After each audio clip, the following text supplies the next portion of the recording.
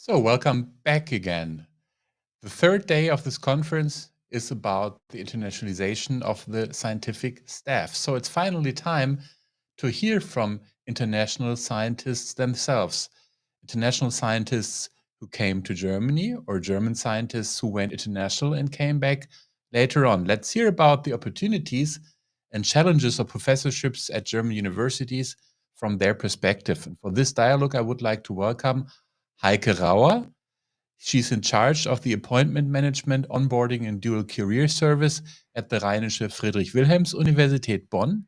Hello, Heike Rauer. Hallo. Welcome to Professor Dr. Hazel Grünewald, Professor of Organizational Behavior at the ESB Business School of the Hochschule Reutlingen. Welcome, Hazel Grünewald. Thank you. And a warm hello to Professor Michael Schaub, Junior Professor for Computational Network Science at the RWTH Aachen, who returned to Germany from Oxford. I'd like to start with Heike Rauer. Basically, that's your job to know what motivates international researchers to come to Germany, what motivates German researchers who have been abroad to return to Germany, what needs do they have? Uh, I mean, that's probably the most important question for your job. How do you know how to answer that question, Heike? Hello. Yes, I'm working at the onboarding for a lot of years, and I hope, Mr. Schaub and Mrs. Grünewald, I say not wrong what you need. I think what we do is to do very personal things. If you decide to come back to Germany or come new to Germany, I think this is a lot of personally things you want to need. Is it the right country? If it's okay with the language, what is with my partner, and what is with my kids? Is there a good school, or what is with my host family? Most of the young scientists want to be get a family and start with the family planning, and then they say, okay, I have a grandma in Bonn, so this is a good time to get kids. But I think different reasons are the political situation in the country. Sometimes, if to say, okay, it's time to go or to go to another country, play a role is security of the employment or probably the situation in Germany, professorships as a civil servant. Is this a good reason to come? Can I make my research open? Is there something to say, okay, in different countries you cannot everything research? And I think there are very different reasons why a person to decide to go in another country, and it depends from academic things and a lot of private things. Mhm. And this to bring together is the idea to decide, okay, I will come to Germany or not.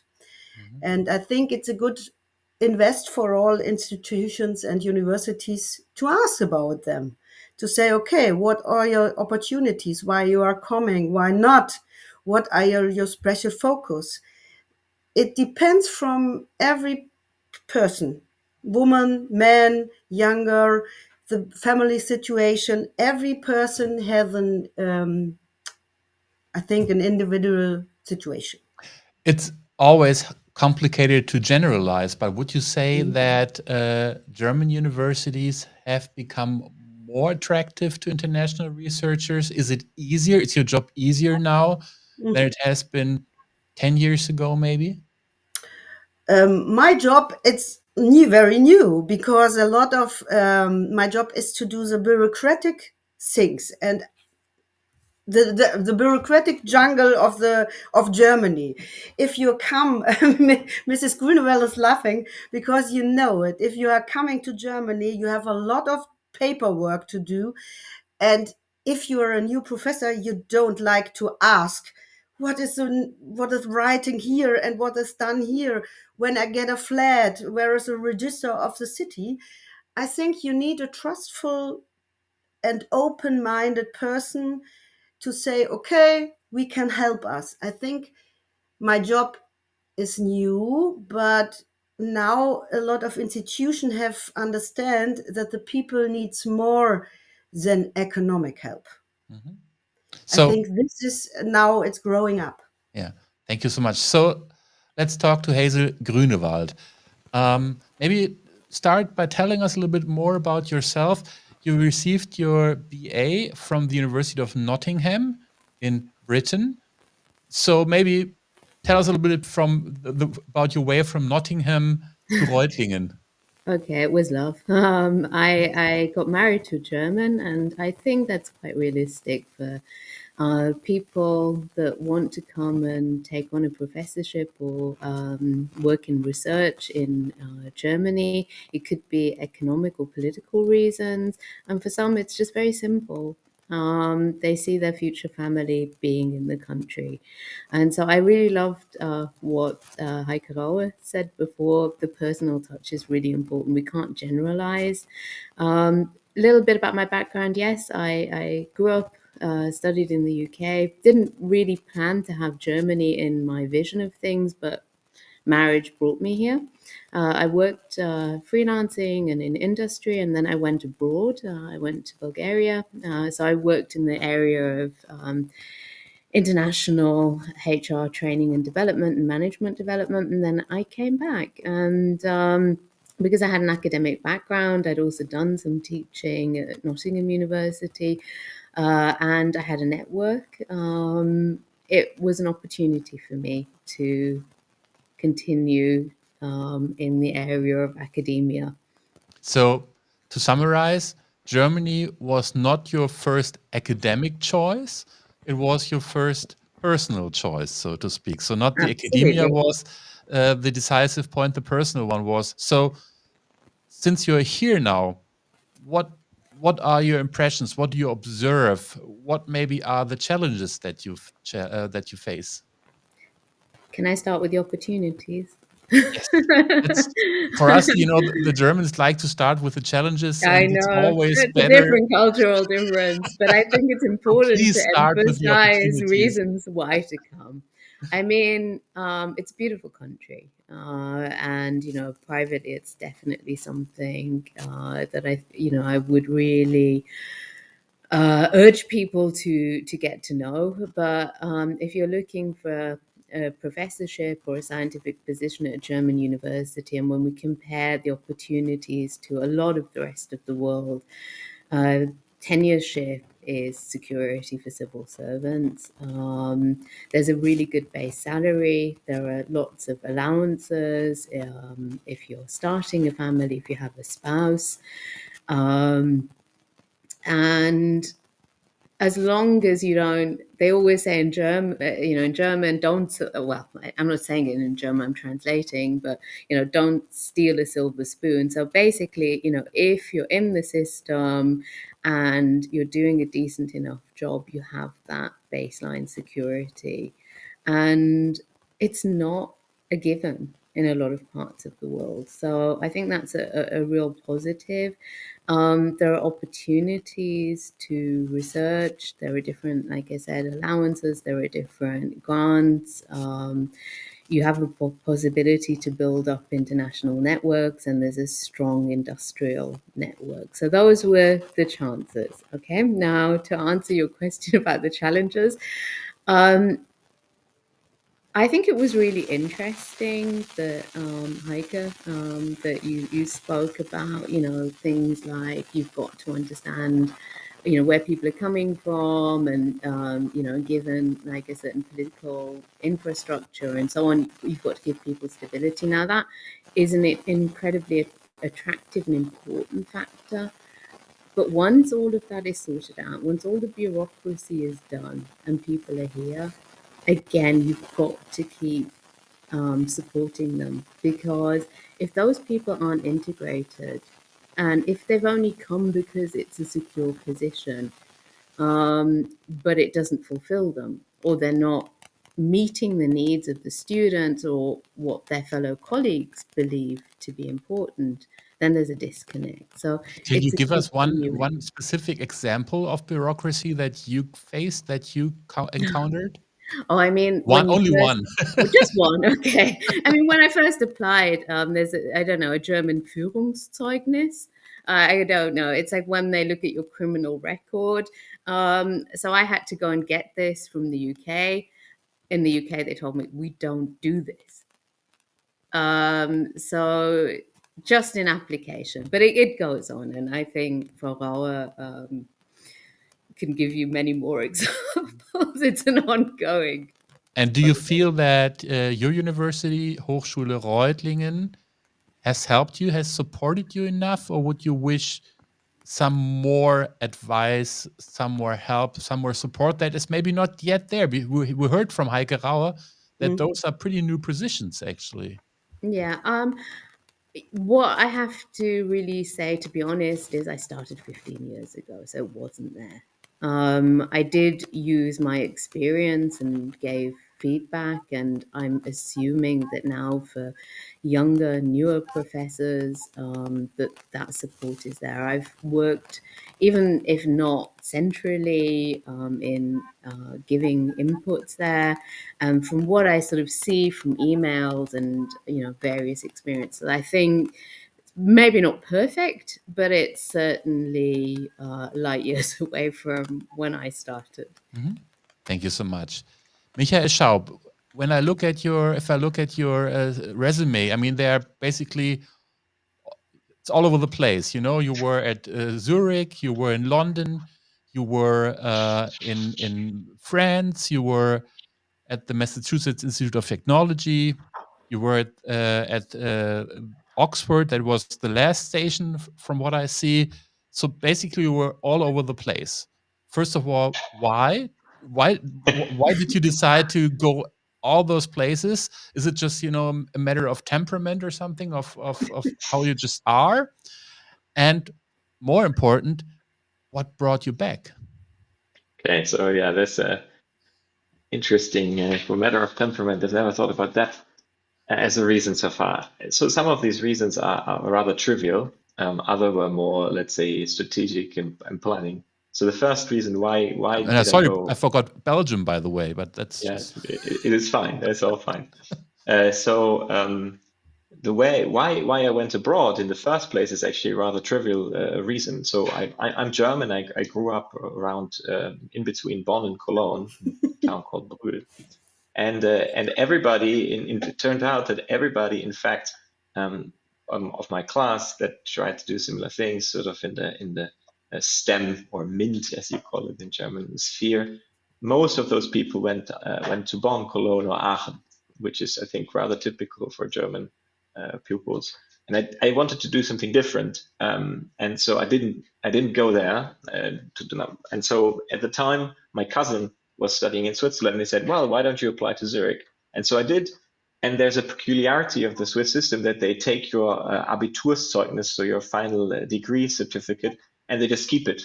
And then I got the place there, and they kept and so decision was made somehow. And I mean, I liked Zurich, and then sort of from then it developed. I got to know my wife during that time, and we figured that it would be a good move to both go to London at that time, and that worked out as well. So there were some sort of personal reasons, and then later on during the postdoc stages, this was also partly I got a Marie Curie fellowship, which was with MIT in Oxford, and that was sort of thinking also, of course, then strategically where are the best research partnerships that I can get, and then So, and so what brought me brought you back? back? I know that there is this NRW return program that Yes, so this is obviously. definitely one thing, but maybe more interesting, because I know that we'll be talking about this a little bit later on. There is this GAIN conference coming up, and it turns out that actually I had never heard about the return program before, but I was in Boston and in Cambridge around that time, and the GAIN conference was there. So I went there and I learned about the program, and it's every year they have sort of a certain theme, and it just, miraculously, it fit the theme, and so I applied. And originally, Germany was not so much on my radar, just because also I was a lot of time abroad, and the German system is not so easy to navigate, even as a German from the outside. But then there was this inroad there, and Brexit happened. So let's say the UK for me went off the charts for some time.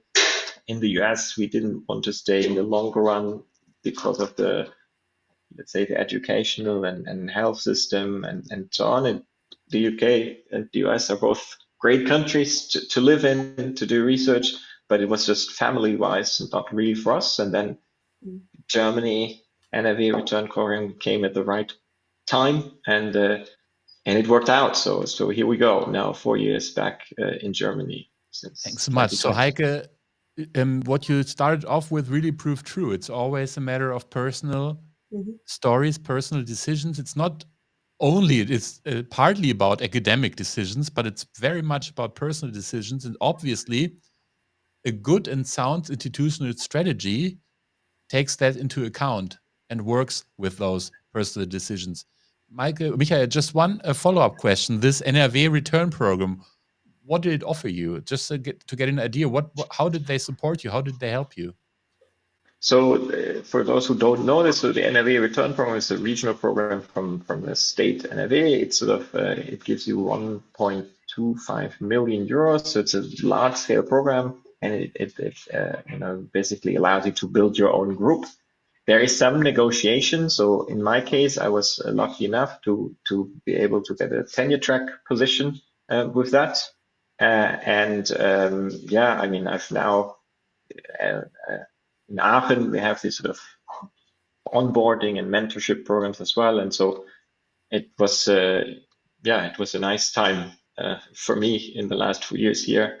That's sort of the NRW is one of those programs, right? Which is actually one of the difficulties in Germany. Yeah. There are many of those programs, but they're all slightly different. So it's good that there are many programs. Sometimes it's hard to understand the system to see what's right for me. Well, you kind of underestimated that you had a good time. I mean, you were awarded an ERC starting grant also in 2022. So obviously, it worked out for both you as an academic and also for RWTH Aachen at that time. So Heike, Michael just mentioned the GAIN conference, and I think you were just there at the last GAIN conference this August. So was it in San Francisco this time? Yes, this time it was in San Francisco. Always either in Boston or in San Francisco. So what was your impression this year? How attractive is Germany for those who were there? I think what were the questions? I think there was a lot of people from the young scientists there. It was a very nice and open atmosphere. The young scientists have the opportunities to discuss with rectors and the management position people, not with the administration people. So they can discuss about the procedure, what's going on with an appointment as a civil servant, where is the application process. We do a lot of staff offer there, and some universities and regions tell about the region to say, okay, the typical is the Rhineland, Bonn, Cologne, Aachen. It's the same like Michael says. Do it together and say, okay, what is it depends here, what is in Munich or what is in Berlin.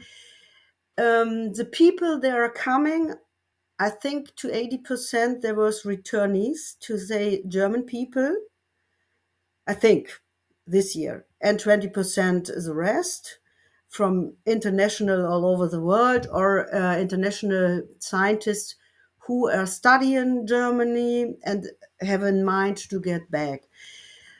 The questions are a lot of, my part was a dual career part. So the people to me come with a lot of private things to say, okay, we are two scientists. We have both the high qualitative person, and now we want to get to Germany together, but we want to live together. where we can live.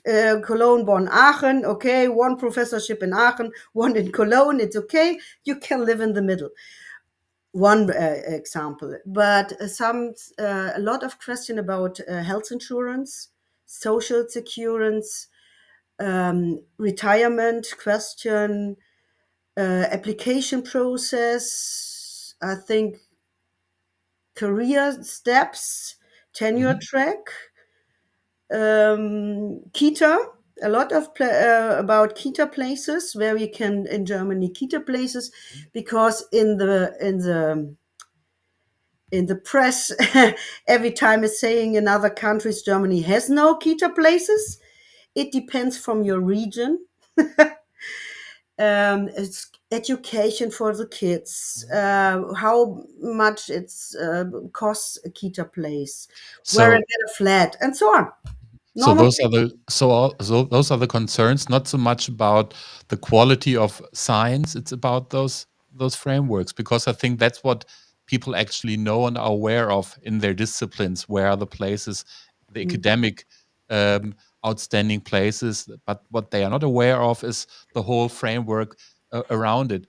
I mean, it's interesting that many German institutional strategies, when it comes to internationalization, for a long time focused on Germans willing to return and not so much on international people who would like to come. I think this is also changing a little bit. This also has changed in the GAIN conference. It was 10 years ago, 15 years ago, only for directed at German student postdocs. Now it's also directed at international postdocs. But Hazel, I would like to get your impression on the situation that if you look at German universities, you see a lot of international postdocs, a lot of young international researchers, but not that many international professors. Yeah. What is the reason for that? Can you explain that? I find it difficult to understand. I mean, I headed internationalization for 10 years at ESB, and, we're claimed to be truly international. And if you actually look at the makeup of our professors, we're dominantly German. And I do think there is a certain ethnocentricity there. It's kind of nice to have, but I don't think fully understood. And I think coming in from the outside, you have to integrate, but it's really hard because there's always like a different power setup. I mean, I fully recommend anybody coming to Germany that you speak fluent German so that you can at least be in certain bodies of influence, Gremien.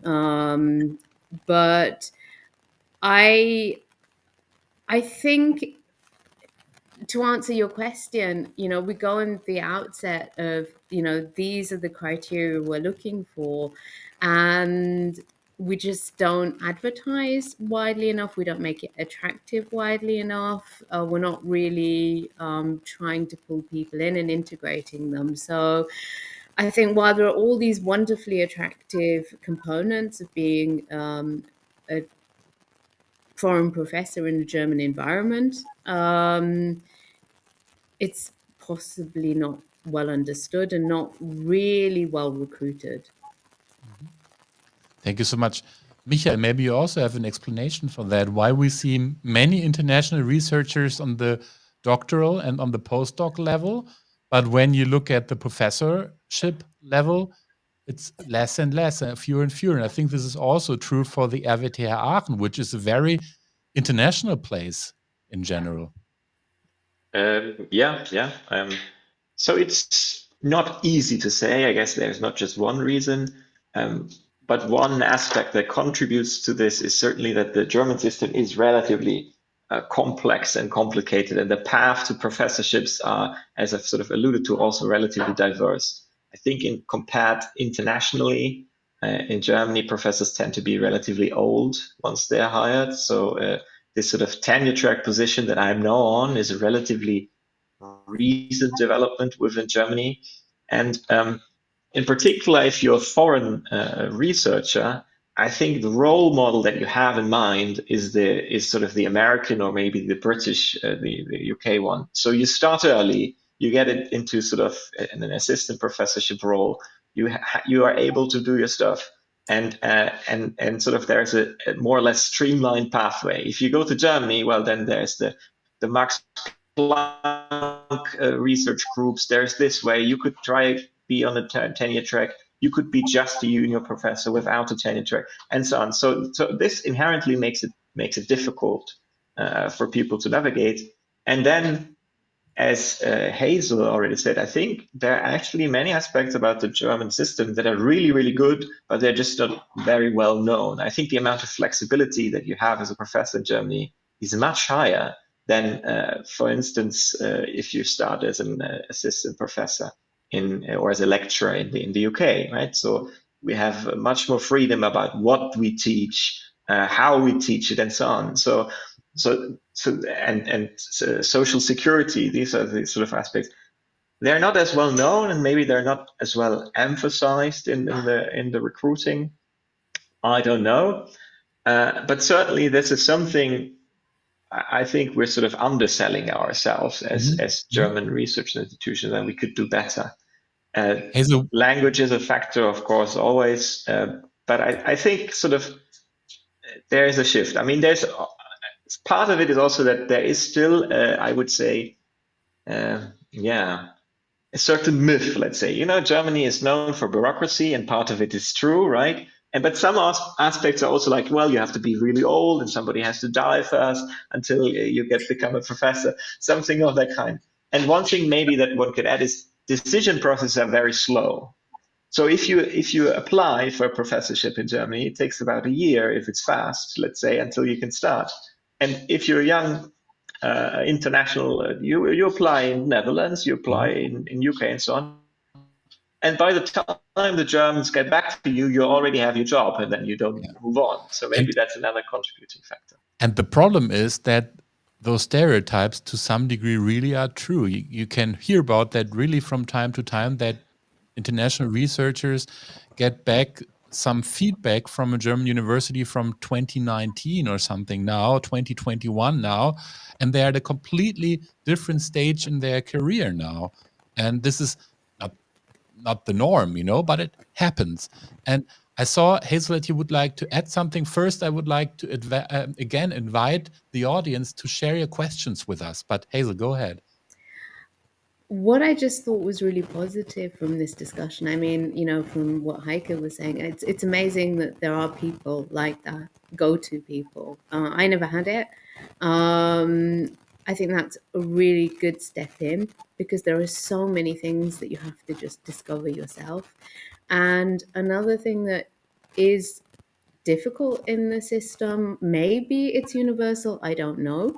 I think Michael can maybe say a bit more about that, but you're like a freelancer in a secure system. Of course there's teamwork and so on, but you don't actually really have a boss. And I find that compared to industry, such a big difference. I would love to have somebody to talk to about my career development, somebody who cheers me on in my victories, who says, oh, come on, step up a little bit, you need to do this. You have no one. You have to just deal with it at various stages. So I know we've really focused on just getting in there, and I think that jobs like the one, or roles like the ones that Heike have, are really crucial for answering a lot of questions in those early stages. But those questions don't disappear. You get settled in, and then you still have questions of, well, could I, my life is changing. Can I shift this? Can I shift that? I maybe have elderly parents, or I want to go part-time, or I want to take some time out, or I want to do this and I want to move across them. This decision's not so great for me. How are you measuring my performance? Or I want to move into this role. You have no one. You have no one. And again, that's a matter of institutional strategy to Absolutely. provide people with the guidance that they need, with the orientation that they need. And Heike, I think there is a shift there in some cases, that we are talking about Personalentwicklung now, more than we did maybe 10 years ago. But it's also true to say, and I'm not sure if you agree, but that German universities are way behind in that regard compared to some of their competitors, international competitors. Am I right? Yes, I think so. Because there, I say what Michael say. The German system is a lot of bureaucracy, but it's okay to say, okay, you have a lot of range to do things inside it, but you must to know. If you don't know the system, you can't find your way. And the second thing, what Hazel says, the role of a professor is changing in the last 50 years or more. I know what Michael say. If I was young, I saw a professor was an old man, a German old man, and nobody knows what he do. He have students and nothing more. Now you have your own career. You are a woman. You are a mother. You have a teacher, but you must look about your money. You are a money. You are a budget manager. You must be do conferences. You are an organization. You are a people. You have stuff. You have your own stuff. You are a leader, and you have a lot of roles, and this depends for a long time. And I think the universities are not so fast to prepare the young professors for all these different things. Thank you so much. Just one remark. Looking at the actual demographics of German university professors, I'm not sure that those are not still the older white No. men there. If you look at the numbers, we're pretty much still there. I mean, it's shifting a little bit, but Yes. it's still, I mean, the demographics are kind of, well, I don't want to say depressing, but they are challenging. But Micha, you wanted to add Yeah, something. so I, because some of these things resonated with me, so I wanted to add a few things. But I like Hazel's approach. Let's emphasize the positives first. So I think the German system overall is moving in a better direction. Let's say there is onboarding. People have realized that these things matter.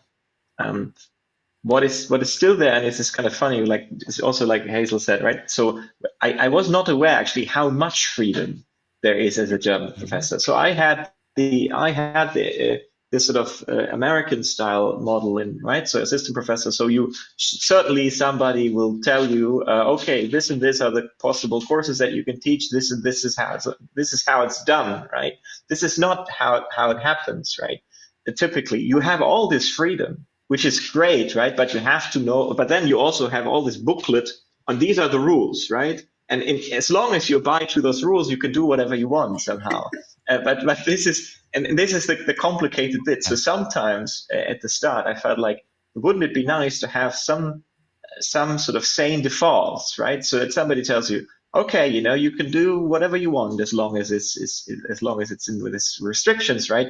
But here's a possible setup that we recommend as a start, right? And these kind of things. And of course, you get to know this by talking to people. So this is how I basically, also figured out a lot of stuff is talking to colleagues. So I started during COVID time, which then it was a bit challenging, but at the same time it was a bit easier because you could just Zoom, which is like a magnificent shift in digitalization of German university that occurred because of the pandemic, I would say. But it was like these kind of developments. It's interesting because somehow, like Hazel said, it's like you have all these opportunities, yet sometimes you just don't know how to realize these opportunities, and that's a bit frustrating as well, right? So people want to have this sense of self-determination, right? And maybe that's something where we can do better as German universities. We could basically make clear that the sort of, or let me frame it differently. In the US, if you go to an interview, you get invited, you're 2 days on campus, they show you around, they talk to every faculty, and at the end you have this feeling, wow, there are all these amazing things that I could achieve here. The German model is more like, there is an interview, you get there and you have to sort of plea and say, please give me the job. And then a year later, they'll tell you, yeah, you're second or something like that, right? So I think that aspect, we need to basically be a bit more inviting to people. It's always about culture also. Hazel, you wanted to add something. Yeah, I think it's about professionalization. I mean, sometimes I think in Anglo-Saxon systems it's too much. Everything is just rated, and you have performance ratings for everything, and it can feel somewhat constraining. In Germany, there's a pseudo freedom. You have all this freedom that you're allowed to do what you want, but you don't actually know what that is. It's difficult to go to a HR department and actually get an answer from something. You have to find out everything yourself. And you can build something up for 5 years, and then there's a change of management, and then for some inane reason it gets destroyed. It's never really explained, and then you start all over again. And so there's a lot of shift, but because I think things are not structurally linked to certain performance ratings, to certain, maybe departments and so on, you just get these kind of overarching decisions which determine your future. And then inside of that, you have to make decisions. And that, I think, is difficult. And one really very, very brief point, a lot of German professors are part-time managers. We have staff. We never get proper training for that. We don't have the proper time for that. It's difficult to take any disciplinary decisions, and professionalism, I would say, is Well, important. again, it's about culture, but even more, it's about strategy, institutional strategies. And we are talking about those strategies during the conference of the HRK Advance again and again. And this is maybe a good example. And it also shows why the work or the existence of a project like HRK Advance is so important, because it tries to draw the attention of universities, of institutions towards strategy. And Heike, maybe let's take the last 10 minutes, or let us all take the last 10 minutes of our discussion to maybe the next steps, to things that really need to happen, things that would help international researchers who come to Germany, that things that are already there or that should be there, Heike. I mean, Mm. in terms of university in Bonn, a lot of things have changed. You are Yes. there now. Your position Yes. is there now. What's the next step? I think I heard a lot of from Michael and Hazel. What in my mind too, I think we need for all international professors language courses, not courses in a class. So you have no time to say, okay, on Monday at 9 o'clock I'll be there. No, you need a face-to-face on your own with new methods to say, okay, in the evening when the kids are sleeping, then I can learn English, learn German.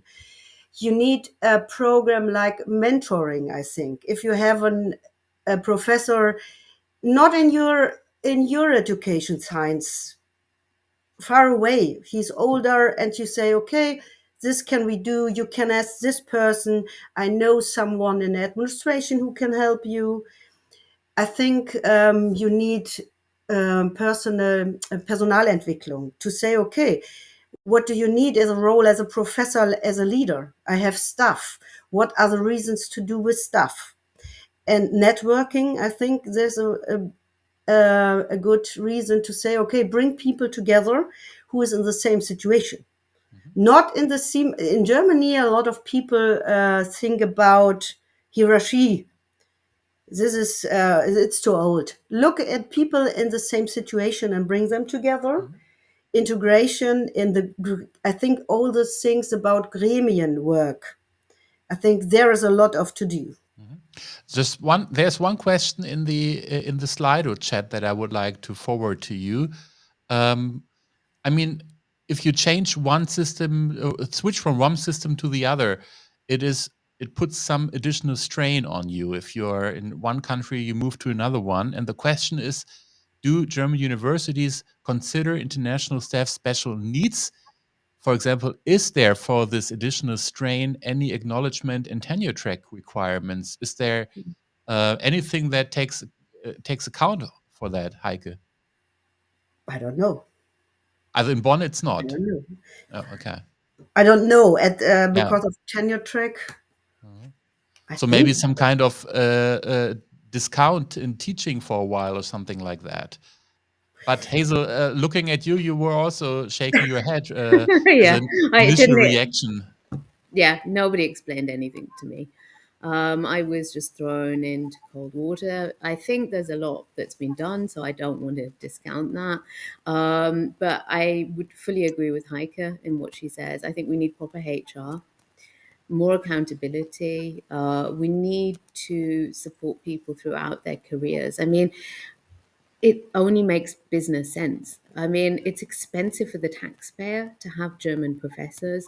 Generally they're 25 years or so in an institution. So there needs to be some return on investment. There needs to be some payback. And I think, it's not just about people's needs, but it's also about showing accountability, like I said, to the taxpayer. And, if people just move out or they get ill or they last and, they take a sabbatical, it's not good. And, on the one hand, there are all these financial incentives, but motivation is not about extrinsic motivators. It's also about people seeing a sense of purpose, feeling they're still part of the system. And I do see that lots of initiatives are going on at our university. I'm constantly getting emails, like Frauennetzwerk and this and that. And I suppose maybe because I'm like 15 years in, it feels a bit late in the day. And I'm kind of like, what, do I go now and join them? I would actually just love a go-to person in a formal position who I can say, that's either a person from HR or it's a boss, who I can say, look, I'm struggling, or I've got these great things I want to do. Help me or tell me, am I on the right path or not? And I don't want to necessarily go into some informal circle now and discuss it. I think it's great for younger professors, people who are newer in. So I really don't want to discount all of those initiatives. But what do you do with all these people who've been there for so long and who's still going to be on the payroll? I think we need to look at that, the change in the demographics and being a little bit more business-like in the way Thank in you. which we deal with these issues. Micha, the next steps, and maybe you would also like to answer another question that just came in the chat. Do we need onboarding also for international master's students already, postdocs, to be attractive? So not only for professors, but also onboarding on the levels, on the academic levels below that. So Micha, next steps, and maybe you would like to answer that question as well. Yeah, so I mean, I think onboarding is always a good idea, right? So I mean, I'm German by birth, sort of, right? And when I returned to Germany, there were a lot of things that were completely alien to me.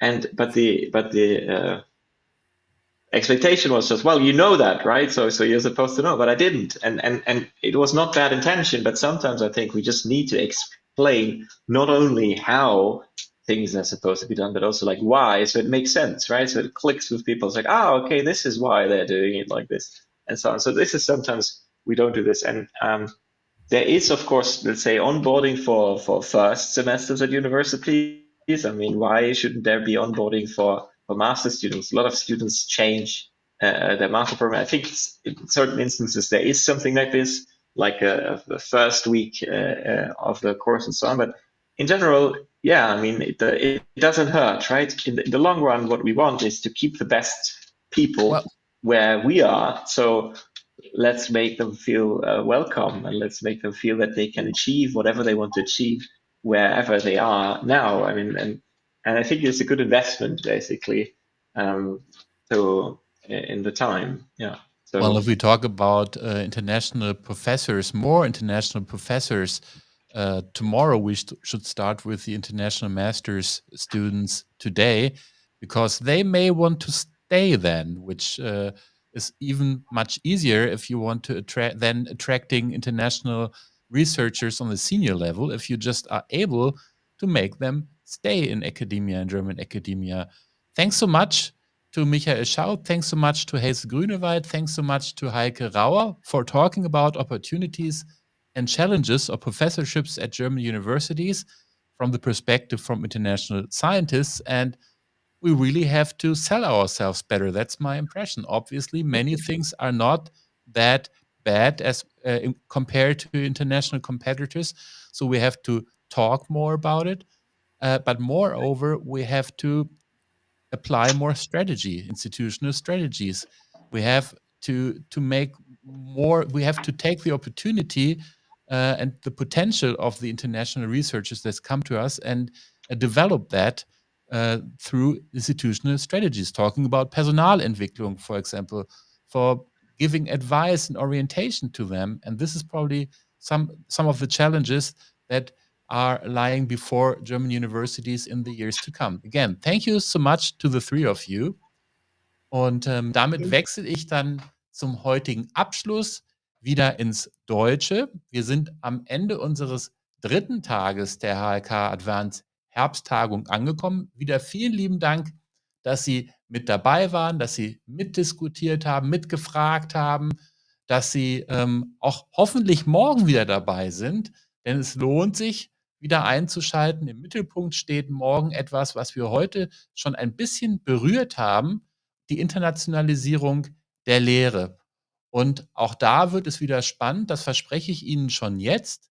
Insofern schalten Sie gerne wieder ein um 9:30 Uhr. Wiederum selbe Plattform, selber Link. Alles Gute bis dahin, einen schönen Nachmittag und wir sehen uns morgen um 9:30 Uhr. Ciao.